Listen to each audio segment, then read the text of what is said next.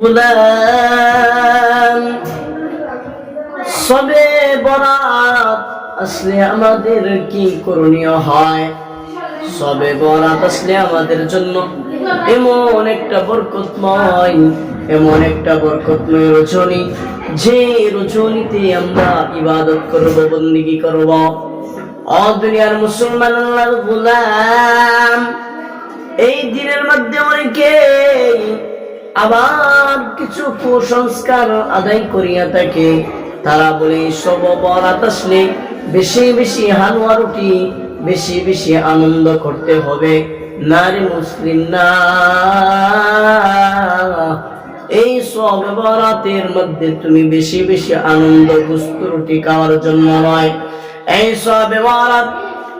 সব বরাতের মধ্যে তুমি আমল করবা, আল্লাহর কাছে চাইবা, ও মালিক,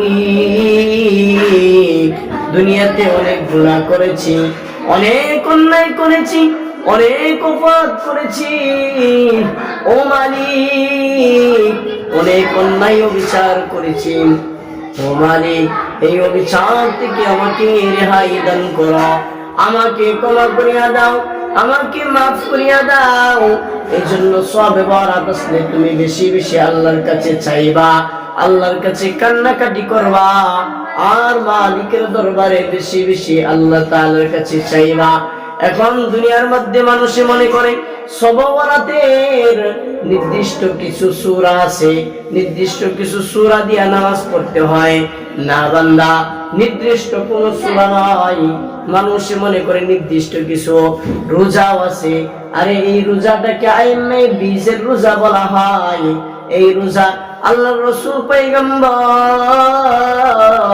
সাল্লাল্লাহু আলাইহি ওয়াসাল্লাম যখন শাবান মাস আসতেন, রজব মাস যখন আসতেন, বেশি বেশি রাসূল পাক সাল্লাল্লাহু আলাইহি ওয়াসাল্লাম রোজা রাখতেন, ইবাদত করতেন, বন্দেগী করতেন।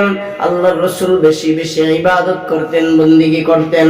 ও দুনিয়ার মানুষ, রমজান আসার আগে রাসূল পাক সাল্লাল্লাহু আলাইহি ওয়াসাল্লামের ইবাদত বেড়ে যাইত।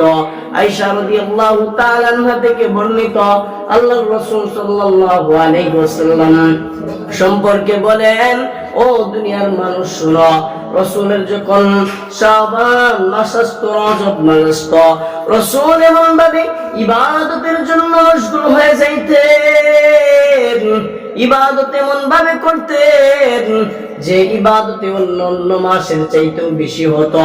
এজন্য প্রিয় হাজিরিন, রমজান মাস আসার আগে আমাদের ইবাদত বাড়াইতে হবে, আমাদের বন্দেগী বাড়াইতে হবে, আমাদের অভ্যাস বাড়াইতে হবে। কিভাবে নামাজ পড়া যায়, কিভাবে কোরআন তেলাওয়াত করা যায়, কিভাবে রোজা রাখা যায়, এই আমলগুলো আমাদের ভিতরে ফিটিং করতে হবে।